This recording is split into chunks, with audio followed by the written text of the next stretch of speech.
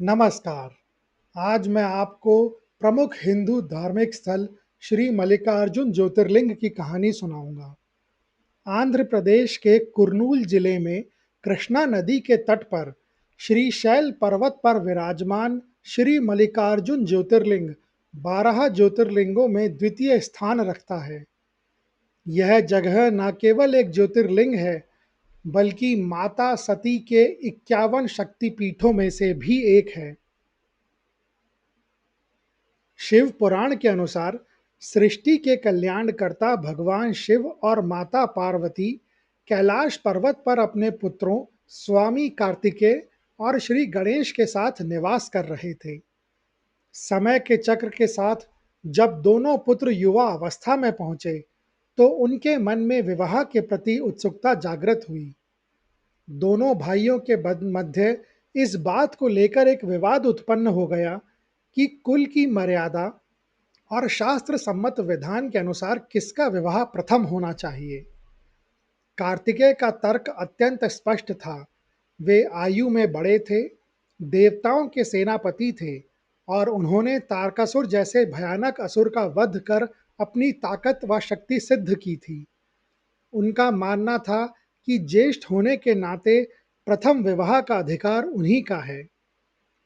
दूसरी ओर श्री गणेश अपनी अलौकिक मेधा और सूक्ष्म विवेक के आधार पर स्वयं को इस पद का योग्य अधिकारी मानते थे। जब यह विवाद शांत नहीं हुआ, तो दोनों पुत्र अपने माता पिता के पास न्याय की गुहार लेकर पहुंचे। महादेव जानते थे कि प्रेम और अधिकार के इस संघर्ष को बल से नहीं, बल्कि विवेक की परीक्षा से ही सुलझाया जा सकता है। उन्होंने एक अत्यंत कठिन और रोमांचक शर्त रखी। उन्होंने कहा कि जो भी पुत्र संपूर्ण संसार की प्रदक्षिणा करके सबसे पहले कैलाश के द्वार पर उपस्थित होगा, उसी का विवाह सबसे पहले संपन्न कराया जाएगा। यह घोषणा सुनते ही स्वामी कार्तिकेय ने क्षण भर का भी विलंब नहीं किया। उनका वाहन मोर था, जिसकी गति पवन के समान वेगवती थी। वे तुरंत अपने वाहन पर आरूढ़ हुए और ब्रह्मांड की विशालता को नापने के लिए निकल पड़े। उनके मन में यह दृढ़ विश्वास था कि श्री गणेश का वाहन मूषक कभी भी मयूर की गति का सामना नहीं कर पाएगा। कार्तिकेय के जाने के बाद श्री गणेश एकांत में बैठकर विचार करने लगे।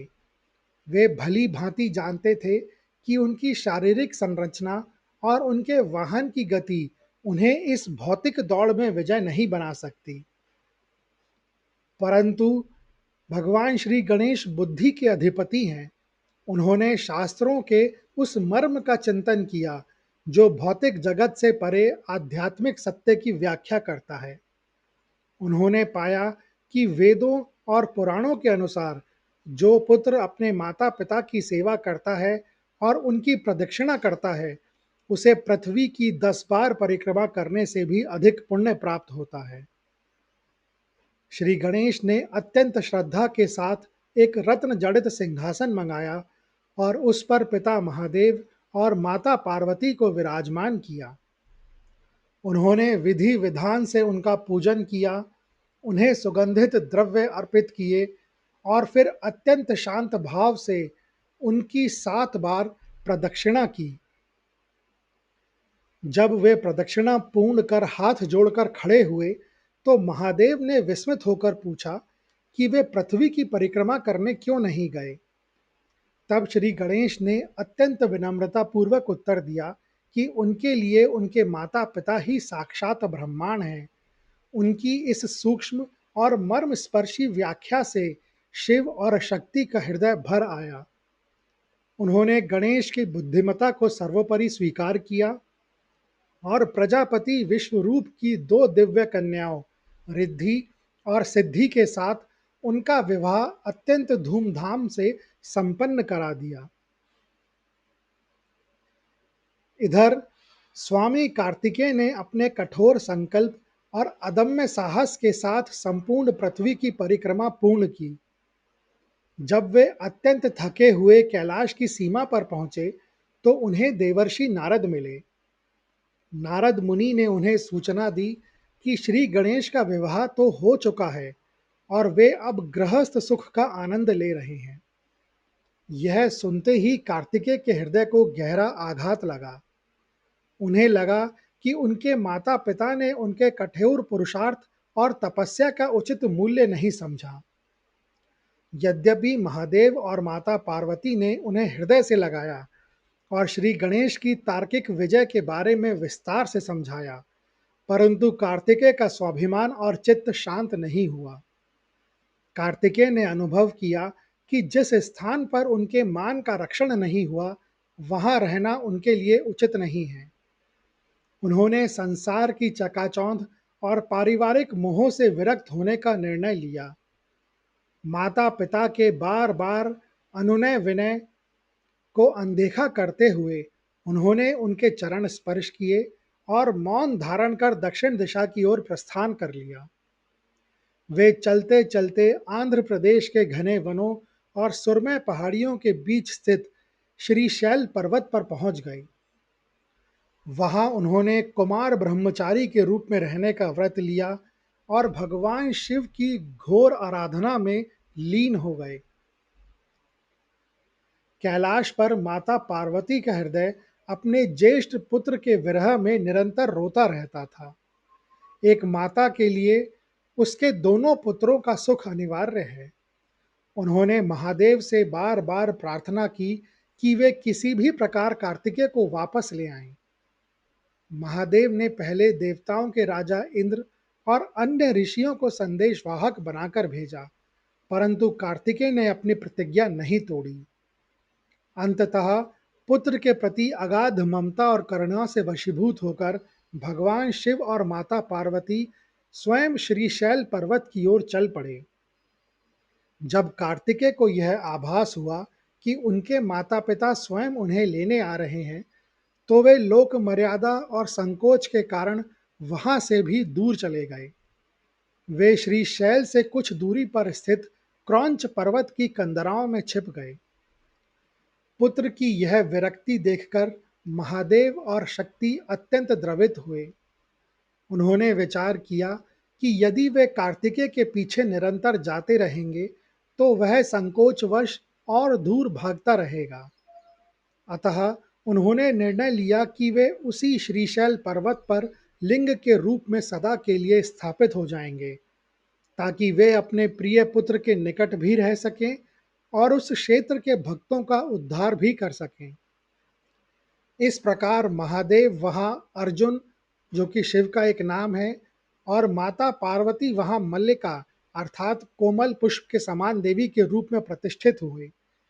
इसी पावन संगम के कारण इस ज्योतिर्लिंग का नाम मल्लिकार्जुन प्रसिद्ध हुआ।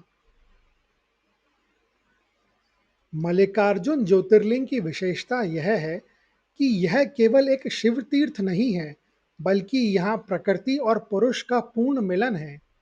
यहाँ माता सती का ब्रह्मरांबा शक्तिपीठ भी स्थित है। पौराणिक मान्यताओं के अनुसार जब भगवान विष्णु ने सुदर्शन चक्र से माता सती के पार्थिव शरीर का विच्छेदन किया था, तब यहाँ देवी की ग्रीवा अर्थात गर्दन का भाग गिरा था। इसलिए इस स्थान को शिव और शक्ति की संयुक्त पीठ माना जाता है।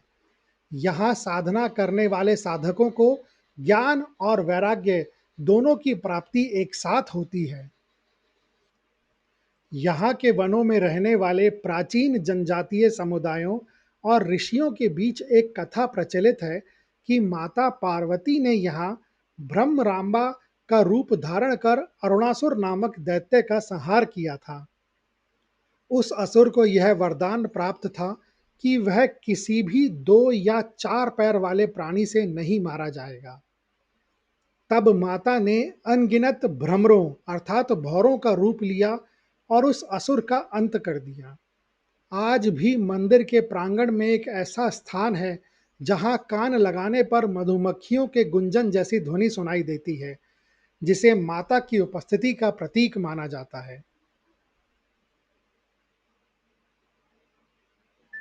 मल्लिकार्जुन ज्योतिर्लिंग का महत्व केवल पुराणों तक सीमित नहीं रहा, बल्कि भारत के महान राजाओं और महाराजाओं ने भी यहाँ अपनी श्रद्धा अर्पित की है। महाभारत के काल में पांडवों ने अपने वनवास के दौरान यहाँ विश्राम किया था और महादेव की अर्चना भी की थी।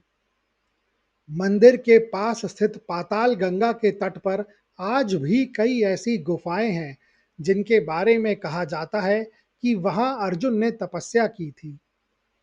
कलयुग में महान मराठा छत्रपति शिवाजी महाराज इस मंदिर के अनन्य भक्त थे। उन्होंने यहाँ के मुख्य गोपुरम और मंदिर की दीवारों के जीर्णोद्धार में महत्वपूर्ण भूमिका निभाई थी। मंदिर की दीवारों पर पत्थर को तराश कर जो कलाकृतियां बनाई गई हैं, वे तत्कालीन वास्तुकला का बेजोड़ नमूना हैं। एक और महत्वपूर्ण कथा चंद्रावती नामक राजकुमारी की है। वह एक धर्मनिष्ठ कन्या थी जो सांसारिक मोह त्याग कर श्रीशैल पर्वत की तलहटी में कुटिया बनाकर रहने लगी थी। उसके पास एक कपिला गाय थी जो प्रतिदिन एक झाड़ी के पीछे जाकर अपना सारा दूध एक अदृश्य शिला पर चढ़ा देती थी। जब राजकुमारी ने यह चमत्कार देखा तो उसने वहां झाड़ियों को साफ किया और उसे एक दिव्य ज्योतिर्मय शिवलिंग के दर्शन हुए। उसने वहां एक छोटा मंदिर बनाया और जीवन भर उस लिंग की सेवा की। कहते हैं कि भगवान शिव ने उसे दर्शन देकर धन्य किया था और तब से यह स्थान आम जनमानस के लिए तीर्थ बन गया। श्रीशैल पर्वत के दर्शन को काशी के दर्शन से भी अधिक फलदायी बताया जाता है। यहाँ प्रवाहित होने वाली कृष्णा नदी को पाताल गंगा कहा जाता है क्योंकि यह अत्यंत गहराई में बहती है। भक्त यहाँ सीढ़ियों के माध्यम से या अब आधुनिक रोपवे के माध्यम से नीचे जाते हैं और उस शीतल जल में स्नान करते हैं। मान्यता है कि पाताल गंगा के जल में स्नान करने से मनुष्य के पूर्व जन्मों के संचित पाप नष्ट हो जाते हैं। शिव पुराण का कथन है कि जो मनुष्य श्रीशैल शिखर का केवल दर्शन मात्र कर लेता है, वह पुनर्जन्म के दुखों से मुक्त हो जाता है। मुख्य मंदिर के प्रांगण में ही एक पुराना शिवलिंग है जिसे वृद्ध मल्लिकार्जुन कहा जाता है कि यह मूल लिंग है जिसकी पूजा प्राचीन काल से होती आ रही है। मल्लिकार्जुन ज्योतिर्लिंग की यह पूरी कथा हमें जीवन के कई गहरे संदेश देती है। यह हमें सिखाती है कि भक्ति केवल शारीरिक श्रम या नाम का नाम नहीं है, बल्कि यह श्री गणेश की तरह विवेक और भाव का समन्वय है। यह हमें यह भी बताती है कि माता पिता की सेवा ही सबसे बड़ा धर्म है। साथ ही कार्तिकेय के माध्यम से यह कथा वैराग्य की उस पराकाष्ठा को दर्शाती है जहाँ जीव ईश्वर से मिलने के लिए सब कुछ त्याग देता है। अंततः महादेव का श्रीशैल पर स्थापित होना यह सिद्ध करता है कि ईश्वर अपने भक्त के वशीभूत होकर कहीं भी प्रकट हो सकते हैं। आज भी लाखों श्रद्धालु मल्लिकार्जुन के जयकारों के साथ इस पर्वत पर चढ़ते हैं और उस अनंत शांति का अनुभव करते हैं जो केवल शिव के चरणों में ही सुलभ है। यह कहानी सुनने के लिए धन्यवाद। अगर आपको यह कहानी अच्छी लगी हो तो कृपया इस वीडियो को ज़्यादा से ज़्यादा लोगों के साथ शेयर करें, लाइक करें व चैनल को सब्सक्राइब करें। कमेंट्स बॉक्स में लिखें ओम नमः शिवाय।